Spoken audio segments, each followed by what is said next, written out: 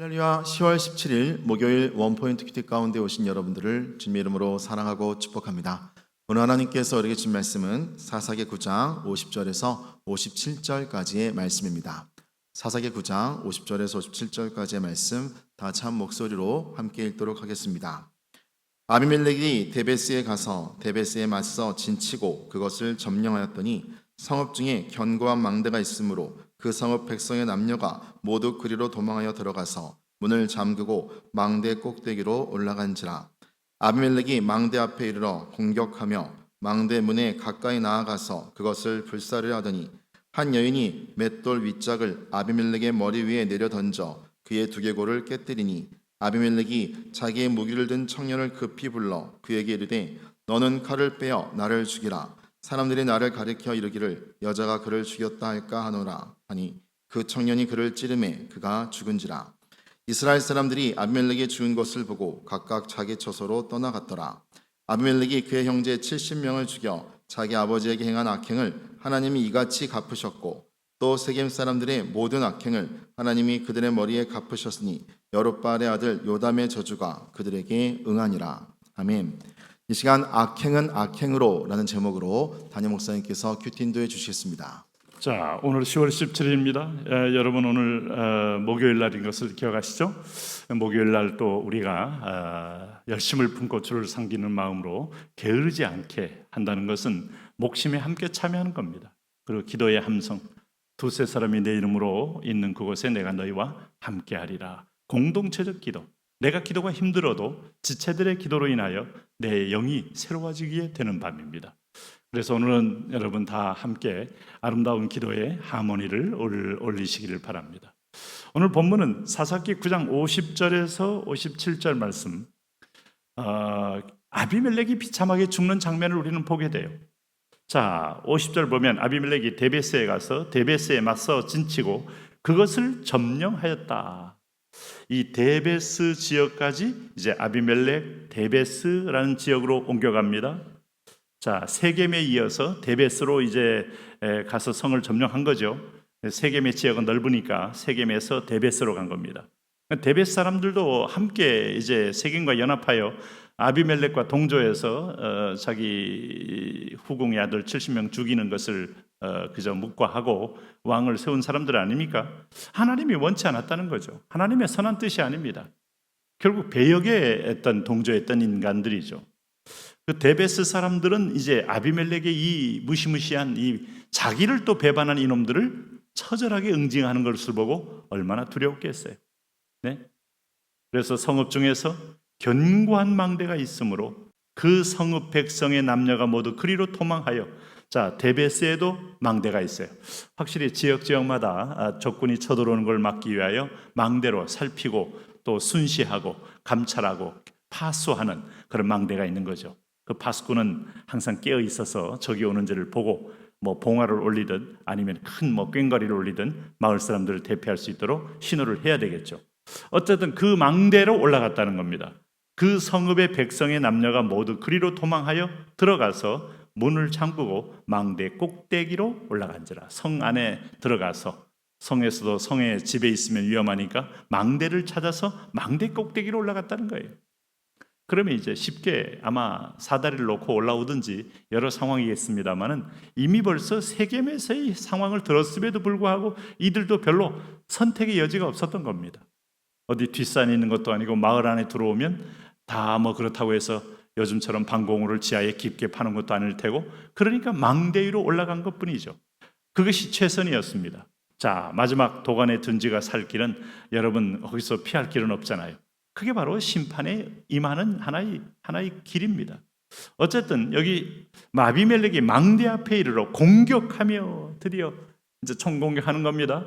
망대 문에 가까이 나아가서 그것을 불사르려 하더니, 자, 똑같은 방법으로, 세겜과 똑같은 방법으로 불살라서 다 태워 죽이려고 할 때에 한 여인이 맷돌 윗짝을 아비멜렉의 머리 위에 내려 던져 그의 두개골을 깨뜨리니, 와, 이런 급작스러운 상황이 벌어졌어요. 늘 상황이 똑같은 거 아니에요.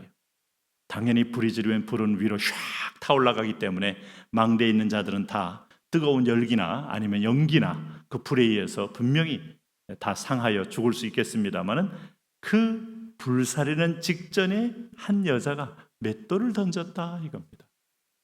여러분 고대 전쟁에서 뭐 맷돌이야 예수님 당시에도 있었지만 고대에도 물론 있던 것이고 곡식을 지으면 특별히 밀을 지으면 빻아서 뭐 가루를 만들어서 이제 떡을 만드는 그런 요소이기 때문에 언제든지 그게 있었죠.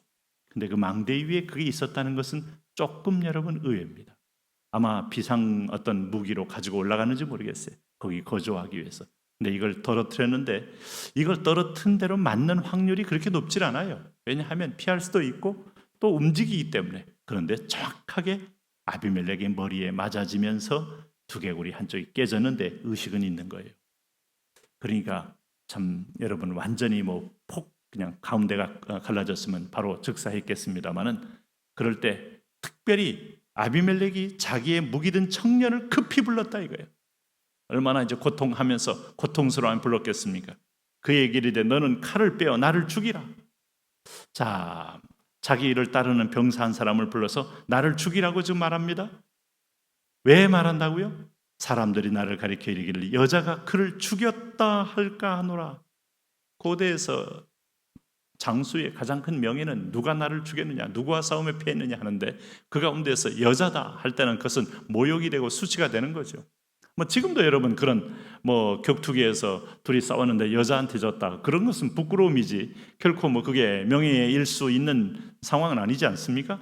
그러니까 그 마지막 죽음을 명예롭게 좀 치장하고 싶어서 청년에게 오히려 나를 죽이라고 부탁합니다. 사울이 마지막을 그렇게 요청하듯이 여러분 얼마나 참 불쌍하고 얼마나 참 허망하고 비참합니까? 왕이 된 지 몇 년입니까?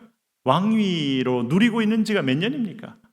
그렇게 남을 죽이고 왕이 됐다고 해서 누릴 수 있나요? 내 인생 그렇게 여러분 창창하게 여러분 대양처럼 열리나요? 아닙니다. 결국 자기 병사의 손에 의해서 마지막 숨통이 끊기는 아주 처참한 그리고 불행한 마감을 하는 걸 볼 수 있어요. 그 청년이 그를 찌르매 그가 죽은지라 이렇게 나오고 있습니다. 이스라엘 사람들이 아비멜렉이 죽은 것을 보고 각각 자기 처소로 떠나갔더라. 아비멜렉이 그의 형제 70명을 죽여 자기 아버지에게 행한 악행을 하나님이 이같이 갚으셨고, 이게 오늘 아비멜렉까지 머리가 깨지고 청년에게 찔림받아 죽게 된 이유임을 성경은 분명히 고지하고 있어요. 그의 형제, 내 피를 나눈 형제 70명을 권력 때문에 처절하게 도륙을 하고 그리고 자기 아버지에게 행한 악행을 그대로 하나님이 갚으셨다. 심는 대로 걷는다. 스스로 속이지 말라. 하나님은 업신여김을 받지 아니하시고 사람이 무엇으로 심든지 그대로 거두리라 하는 우리 갈라디아 6장 7절 말씀이 늘 여러분 이 세상과 현세에도 하나님의 일반적인 은총과 하나님의 일반적인 법도를 지켜나가는 데 중요한 원리가 되니까 믿지 않는 자들도 함부로 사기치다가도 나중에 찔끔하는 거고, 남을 죽인 사람은 그렇게 두려워할 수밖에 없는 거고, 마지막에 아무리 완전 범죄해도 드러나게 되게 만든 거고, 하나님께서 아직도 이 세상을 관리하신다는 거죠. 인간이 물론 악합니다. 물론 영원한 형벌 문제는 믿는 자는 지옥 가는 겁니다만은 믿는 자는 지옥 가지 않게 하기 위해서 징계한다 그랬잖아요. 징계는 때리는 거고 징벌은 죽이는 겁니다. 오늘 이스라엘 백성들이 이 모습 보면서 아마 민족사에서 큰 교훈을 얻었을 거예요. 하나님은 우리 역사 속에 우리를 보고 계신다. 그는 다림줄을 내리시면서 우리의 행로를 하나님은 알고 계신다. 그래서 또 세겜 사람들의 모든 악행을 하나님이 그들의 머리에 갚으셨다. 그럼 세겜 사람들이나 아비멜렉이 죽은 것조차도 다 배역과 배반에 대한 보응이었다. 여롯바알의 아들 요담의 저주가 그들에게 응하니라. 이미 예고된 바대로 요담의 저주는 그대로 그들에게 임하여서 오늘 징벌로 나타났다는 거예요. 오늘도 여러분 하나님의 여러분 공의와 하나님의 사랑 두 날개 속에서 우리가 사랑으로는 감사하고 공의로는 두려워하며 우리는 이 구원의 행진을 잘 감당해야 합니다. 하나님 두렵고 떨림으로 우리를 구원을 이루어가며 항상 살아서 하나님과 동행하는 자 되게 하여 주옵소서. 예수님 이름으로 기도합니다.